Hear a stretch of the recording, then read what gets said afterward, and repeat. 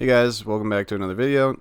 If you want to see my full thoughts on the entire playoff picture and all that, you can watch the video I put up yesterday. It's a VOD of a playback stream I did with Dom and Kobe yesterday, and it, encompasses the 50-minute conversation we had after the games wrapped up yesterday about what we think is going to happen in the playoffs, and we did a whole little bracket, so if you want to see that, go watch that. This is going to be just me talking about playing games and why I think certain people are going to win, and just a bit more in-depth, actual analysis of the games. So if we go to the Lakers-Pelicans, I am pretty leaning the Lakers here because I just don't think that the Pelicans match up well with the Lakers.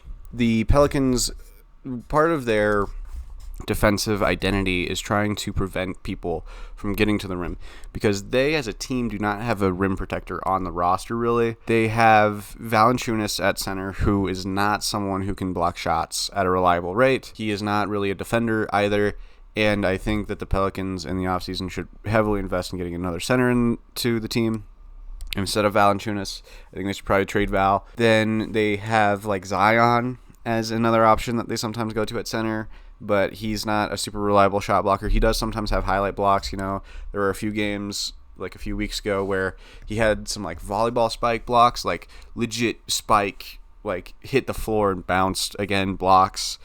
They also have Larry Nance, who they run as their backup five a lot of the time, but he's more of a small ball option who can get into passing lanes and that sort of thing. And while he's good at that, he is not a shot blocker, right? So they have not a ton of size positionally, for rim protection, and the Lakers yesterday really proved that against them. They had a 51% rim frequency, which just means they shot 51% of their shots at the rim yesterday, and they converted 80% of them. So that is a lot of just getting to the paint, putting it up. LeBron did a lot of that. AD did a lot of that. LeBron really just sunned them. He was like, hey, I'm the king for a reason. I'm the GOAT for a reason. I'm still one of the better players in the league, and here's why. And he was the best player on the court yesterday. He had 28, 11, and 17. AD had 30 and 11. Those two in specific were just blitzing at the rim. It resulted in a good amount of kickouts to D'Lo, to Austin Reeves. They shot well. And Zion shot 4 of 13 from the field. CJ McCollum shot 9 of 19. Herb Jones shot 6 of 13. They didn't have terrible games. Zion had a pretty bad game, but I think in large part due to AD, obviously, and that just kind of leads to, not a good. It leads to having a bad time offensively because Zion is a very paint-centric scorer, and if you have Anthony Davis, people are going to struggle to score in the paint against you. And they also struggled to get good looks for other people at times. They shot decently from three. They have Trey Murphy, who's shot well. Herb Jones shot 4 of 7. CJ McCollum shot 4 of 9. Larry Nance shot 1 of 2. But they didn't get a ton of threes up. And I have a hard time seeing the formula for this game flip in a one-game scenario. So while if Zion, and Willie Green catch fire, they could definitely win this game. I'm not counting them out entirely. I do lean the Lakers in this one. Next up is Warriors-Kings, and I think this one is more straightforward. The Warriors-Kings have not played each other since January 25th this year, so I had not really taken anything away from the games that they've played this season. They split the season series, and these two teams do look a little different from when those games happened. They have lineup changes, they have injuries, and I just have a hard time seeing the games that they played really mattering, in analysis. So you look at their stats since the All-Star break. The Warriors have a plus 3.4 net rating. The Kings have a plus 3.3. The Warriors have a 115.4 offensive rating. The Kings have a 116. The Warriors have a 112 defensive rating. The Kings have a 112.7. So they're very similar as far as profiles for teams go.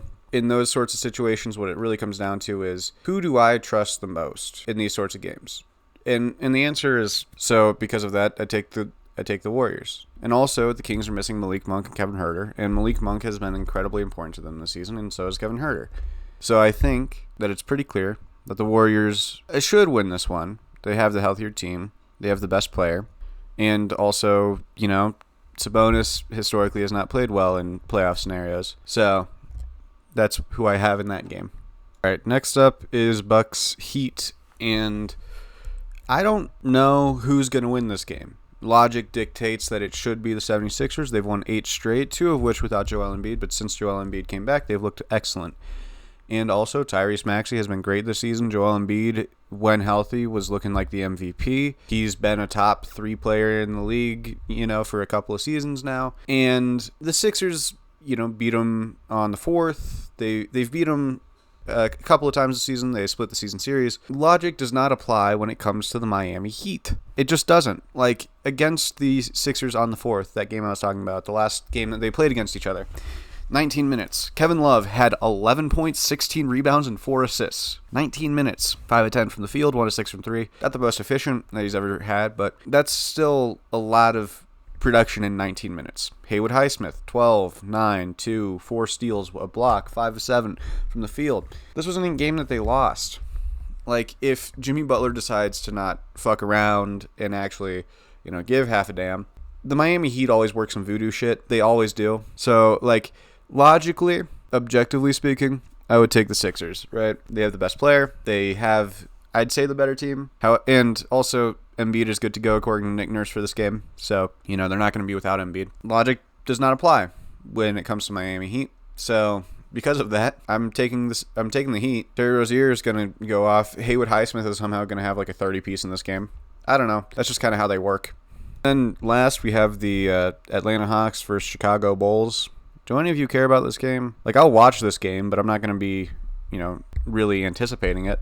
I'm taking the Bulls because the Hawks are ass when both Trae Young and DeJounte Murray play, and they're both going to be playing in this game. If it was just DeJounte, I'd probably take the Hawks. If it was just Trae, I'd probably take the Hawks. But when they have both of them, dude, they suck. They are awful. So I'm taking the Bulls. DeMar DeRozan's daughter, I think Dyer DeRozan, will be in attendance. And we saw how that happened last season. She had him shook. So I'll be taking the Bulls. And then from there, I have the Sixers beating the Bulls.